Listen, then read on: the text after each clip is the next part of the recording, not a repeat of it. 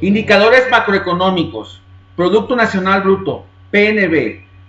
El Producto Nacional Bruto es un indicador que nos muestra la cantidad de bienes y servicios finales generados con los tres principales factores de producción: tierra, trabajo y capital de un país.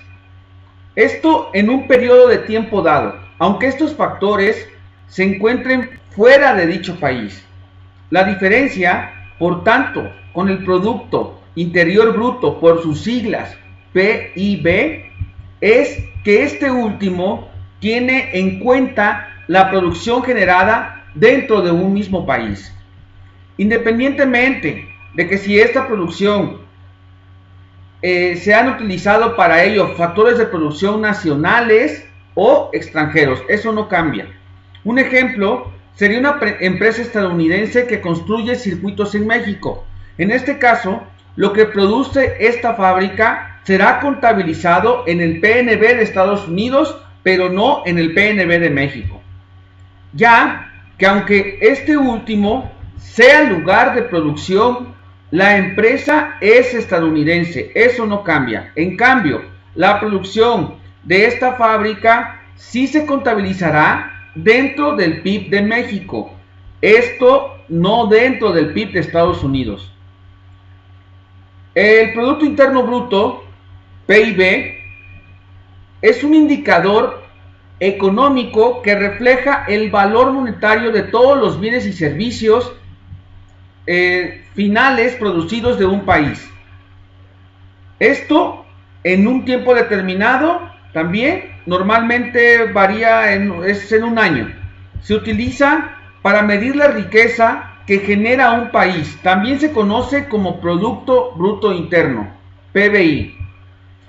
El Producto Interno Bruto es la sumatoria del consumo privado más el gasto público, más la inversión de las exportaciones netas. En este caso, las exportaciones netas son las exportaciones menos las importaciones. El PIB mide la producción total de bienes y servicios de un país, por lo que su cálculo es bastante complejo. Tenemos que conocer todos los bienes y servicios finales que ha producido para sumarlos.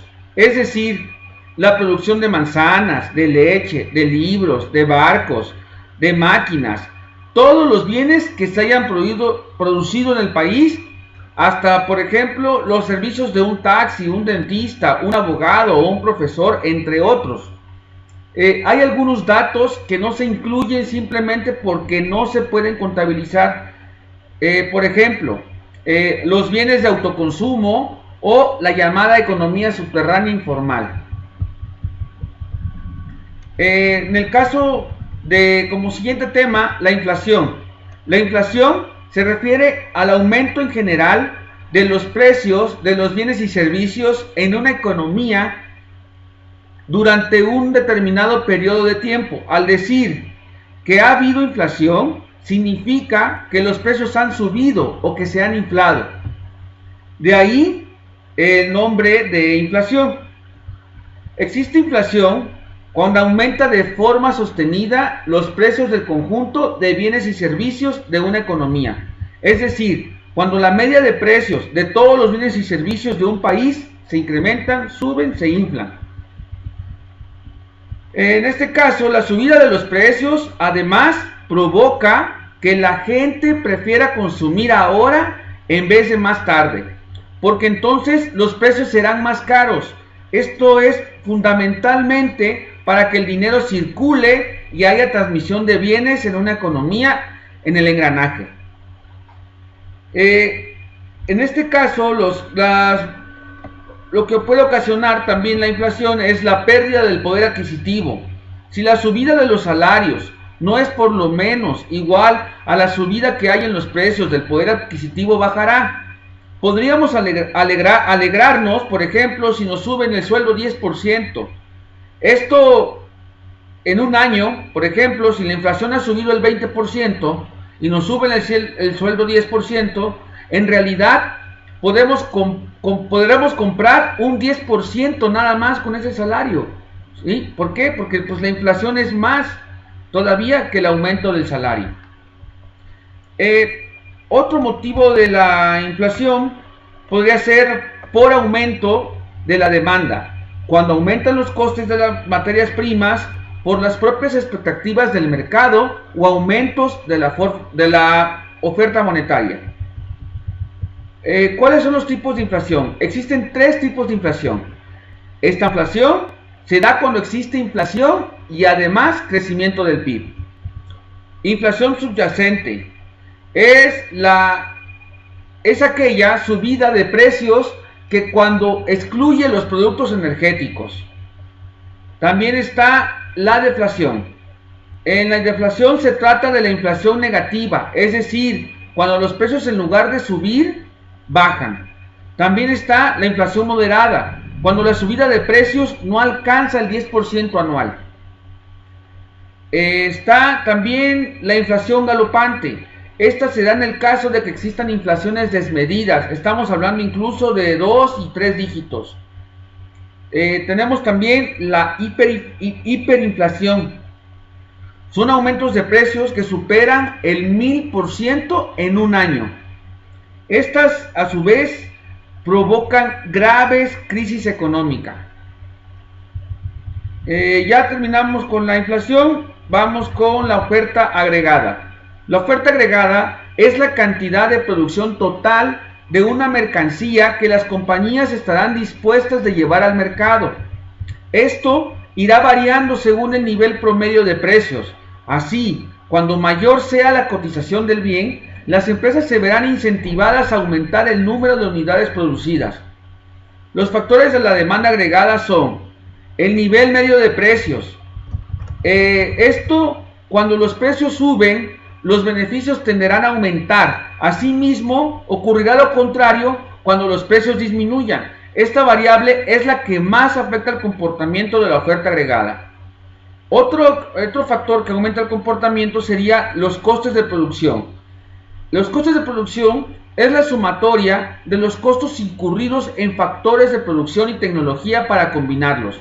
Así, al aumentar el precio de los insumos o de los medios para transformarlos, los beneficios empresariales tienden a disminuir en dicho escenario. Esto ocasiona que la oferta agregada pues se reduzca, ¿no?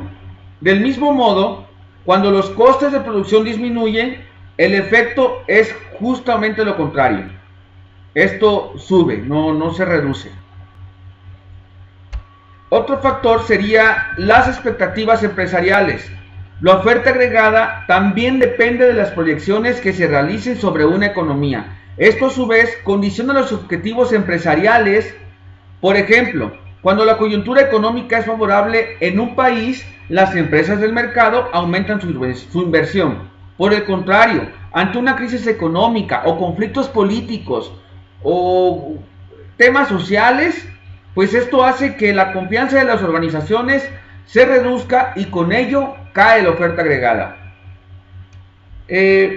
Vamos a hablar también sobre la demanda agregada. La demanda agregada es el total de bienes y servicios demandados de un país a un determinado nivel de precios.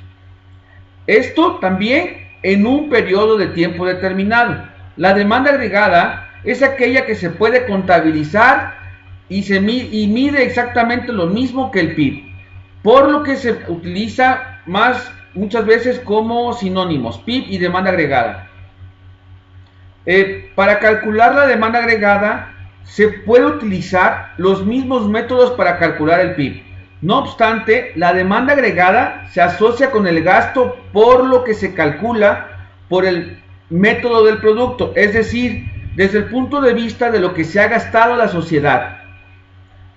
Dentro de este cálculo se tienen en cuenta el gasto de las familias, el de las personas particulares. Todo esto es lo que se ha gastado en inversión, el gasto de la administración pública, todo. Y por último, pueden ser también las exportaciones netas. Esto es lo que hace la diferencia entre importaciones y exportaciones. También hablamos del desempleo. Desempleo o paro significa falta de empleo. Se trata de un desajuste en el mercado laboral donde la oferta del trabajo por parte de los trabajadores es superior a la demanda del trabajo por parte de las empresas. Entonces, es cuando pues definitivamente pues hay más desempleados, ¿no?, que las personas, las empresas que están buscando vacantes, solicitando vacantes. Es decir, en este ejemplo, cuando existen más personas dispuestas a ofrecer su trabajo a las empresas que puestos de trabajo disponibles, ya lo mencionábamos de esta forma.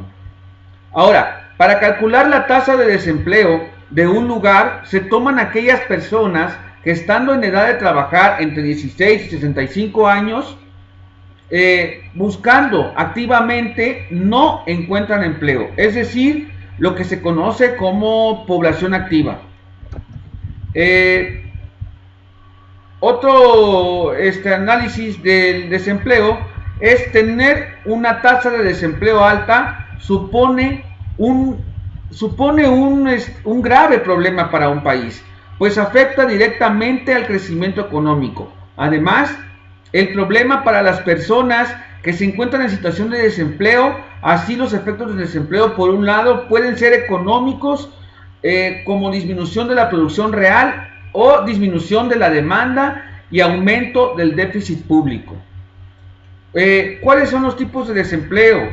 Encontramos el desempleo nacional, por ejemplo. Este es originado por cambios en la demanda de trabajo por parte de las empresas debido a la estación del año. Por ejemplo, hay temporadas en las que el empleo aumenta. Por ejemplo, hablamos de un lugar turístico o un lugar que lo hace por cuestiones de activación económica, ¿no? Como ocurre, por ejemplo, en el sector turístico de España, que en temporada alta se incluyen como verano, Semana Santa y Navidades. En estas tres épocas absorbe trabajadores, y una vez la actividad del negocio vuelve a su ritmo habitual, como en épocas normales, van de nuevo al paro de desempleo, es decir, no genera empleo en determinados periodos. También está el desempleo friccional. Este es voluntario. Personas que, pudiendo trabajar, deciden tomarse un tiempo, formarse o descansar o buscar el empleo. Esto lo hacen de manera de convicción. También está el desempleo estructural. Se debe a desajustes entre la cualificación o la localización de fuerzas de trabajo y la cualificación requerida por el empleador. Esto se refiere también a programas de formación y reciclaje o adaptación a las nuevas tecnologías. Son algunas de las medidas que se deciden llevar a cabo para deducir este tipo de desempleo. También está el desempleo cíclico. Este tiene lugar cuando los trabajadores y en general los restantes factores productivos quedan ociosos, es decir, el término de una obra en lo que empieza la otra, o debido al momento del ciclo que se está atravesando, en el que la actividad económica no es suficientemente positiva para reflejarlo en los factores productivos. Uno más es el desempleo encubierto. Este ocurre cuando existen personas que tienen un puesto de trabajo, pero su capacidad productiva está siendo infrautilizada. Para concluir, quiero resaltar que los indicadores macroeconómicos son el reflejo de la economía de un país. Y como ejemplo, a mejor ingreso, mayor confianza de inversión. Desgraciadamente, en México estos indicativos se han visto afectados por un cambio de régimen y pues a la vez el gobierno, ¿verdad? Además de que también existen agentes externos o pandemia global. Hasta aquí, muchísimas gracias. Mi nombre es Edwin Omar Camacho Tapia, de la carrera Marketing Digital en la Universidad de Ciencias y Artes de Chiapas. Muchas gracias.